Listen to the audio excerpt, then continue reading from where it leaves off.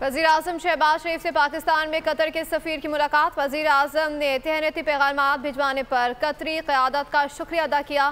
पाकिस्तान को कतर के साथ अपने करीबी बरादराना ताल्लुकात पर फ़ख्र है। वज़ीर आज़म पाकिस्तान और कतर के दरमियान मईशत, तिजारत और सरमायाकारी के शो में ताल्लुकात मज़ीद मजबूत होने की भरपूर सलाहियत मौजूद है। SIFC एक मुअस्सर और नतीजा खैज़ तरीक़ेकार के तौर पर काम कर रही है। मज़ीद जानते हैं नुमाइंदा बोल न्यूज़ फहाद चौधरी से। जी फहाद, आगाह कीजिएगा।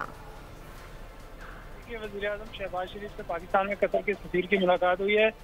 वज़ीर आज़म ने तहनीती पैगामात भिजवाने पर कतरी क़यादत का शुक्रिया अदा किया और साथ ही कहा कि पाकिस्तान को कतर के साथ अपने करीबी बरादराना ताल्लुकात पर फ़ख्र है।